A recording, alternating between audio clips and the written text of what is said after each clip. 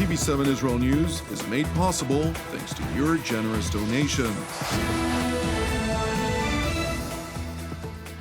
Shalom, good evening. This is TV7 Israel News broadcast to you from Jerusalem, and in today's top stories.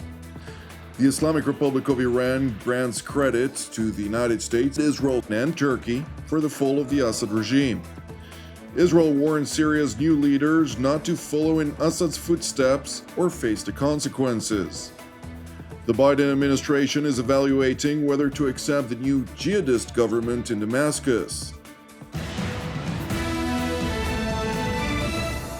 The Islamic Republic of Iran is convinced that the fall of the Assad regime was the result of a joint Israeli-American plot in collaboration with Turkey that essentially ousted Iran and Russia from Syria. In an address to his followers, Ayatollah Ali Khamenei went on to claim, in an attempt to save face, that while the Islamic Republic wanted to help the Assad military in its fight, the latter showed no spirit of resistance to the invading Islamist forces. نباید تردید کرد که اونچه There should be no doubt that what happened in Syria is the result of a joint plan between the United States and the Zionists. Yes, a neighboring government of Syria has played, is playing, and will continue to play a clear role in this matter. Everyone sees this. But the main actors, the principal agents, the real plotters, the masterminds, and the command center are in America and with the Zionist regime. We have evidence. This evidence leaves no room for doubt.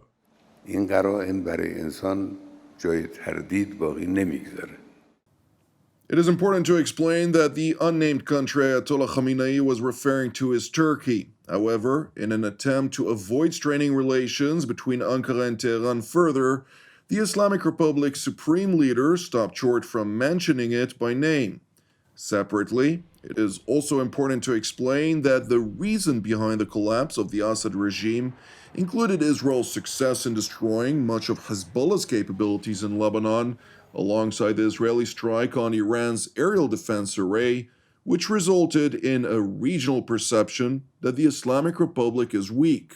In parallel, Russia's limited capacity to provide the Assad regime with air support in light of the raging war in Ukraine created a perception amongst the ranks of Assad's military that they do not have enough support to confront the Turkish-backed Hayat Tahrir al-Sham and Syrian National Army.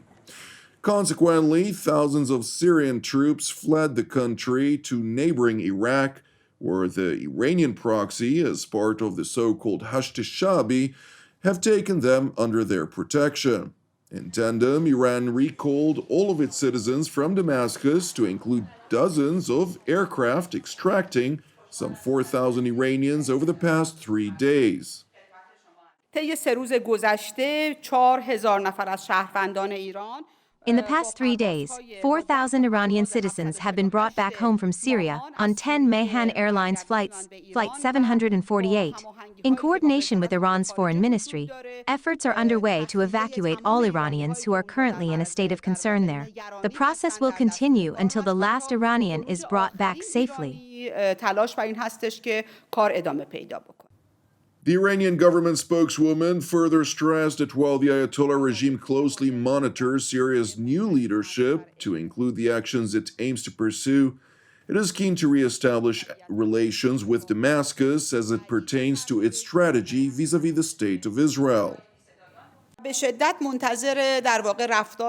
We are closely observing Syria's actions, particularly their level of proximity or distance from the Zionist regime, which is a key factor for us. Like with other nations, we are pursuing dialogue.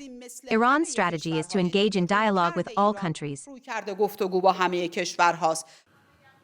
In response to Iran's fresh overture to Damascus, Prime Minister Benjamin Netanyahu relayed an unequivocal warning to the yet-to-emerge Syrian government.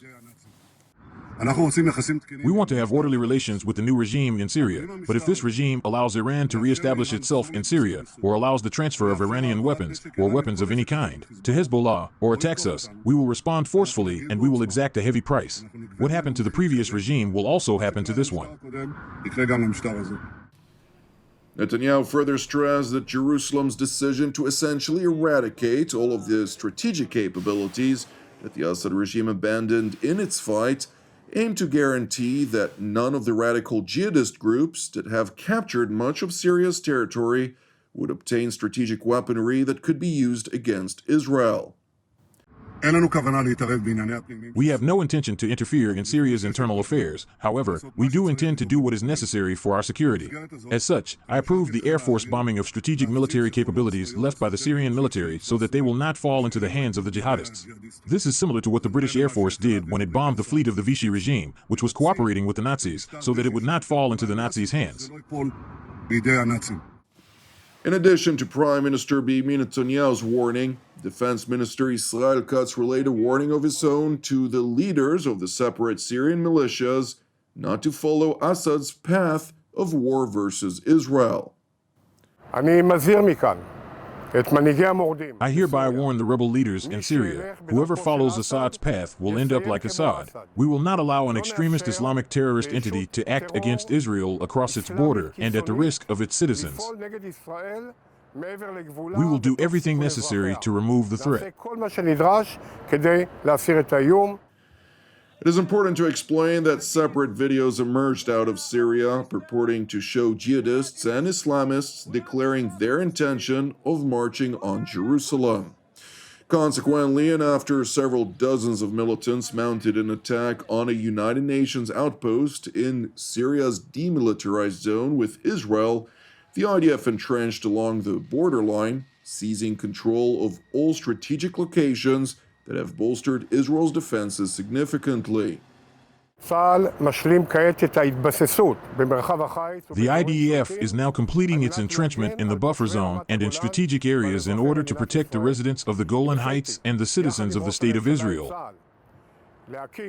I have instructed the IDF, together with the Prime Minister, to establish a sterile defense zone from weapons and terrorist threats in southern Syria, without a permanent Israeli presence, in order to prevent the establishment and organization of terrorism in Syria and the creation of a reality similar to what was in Lebanon and Gaza before October 7th.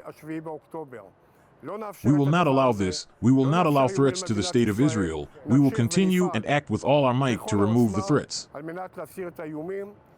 Again, I warn and emphasize, we will not allow anyone to threaten the residents of the Golan, the citizens of the State of Israel, and we will act with a strong hand against any preparations to that end.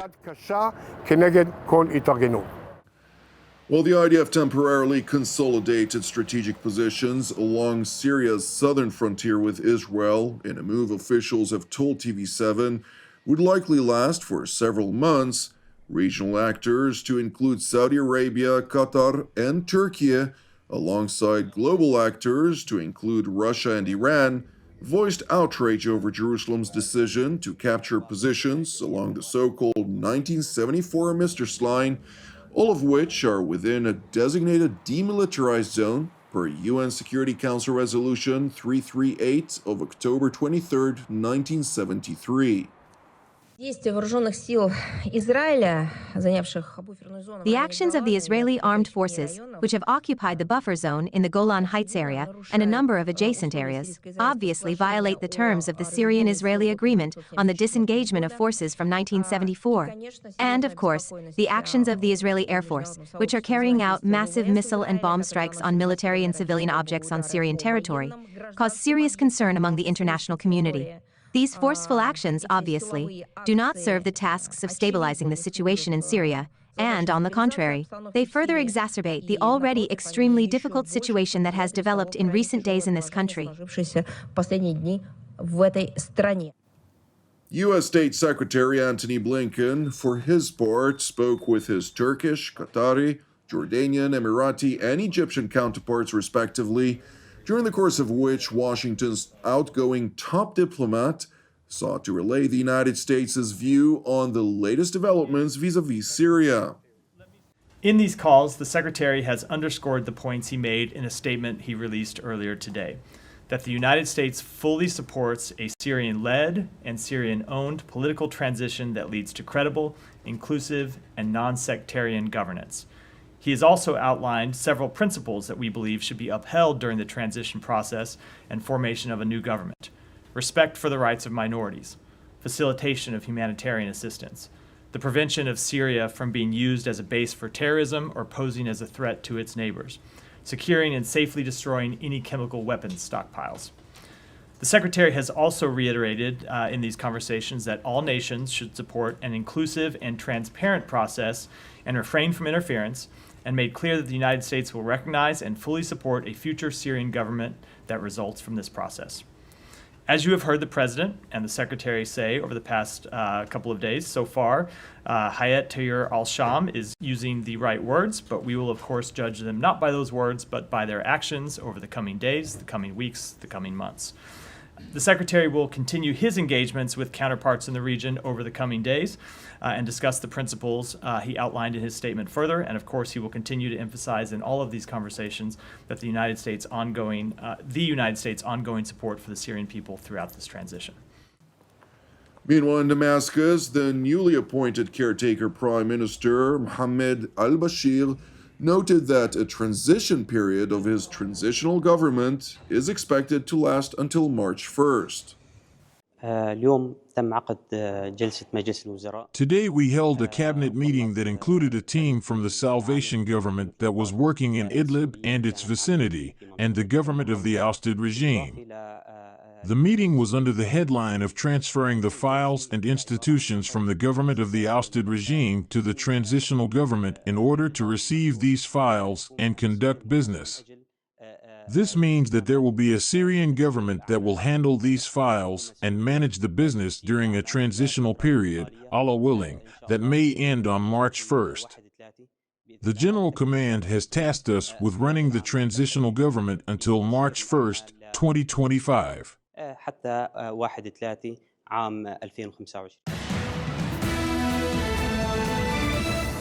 Thank you for watching TV7 Israel News. Since TV7 is exclusively donation-based, your support is vital for the sustainability of our operations here in Jerusalem. Therefore, if you're blessed by our productions, please consider prescribing a donation. You can do so via our website at www.tv7israelnews.com. Separately, I would like to encourage you, pray for the peace of Jerusalem and salvation of Israel. I'm Jonathan Hessen, wishing you an Erev Mevorach, and God willing, we will see you during our next update. Until then, Shalom from Jerusalem.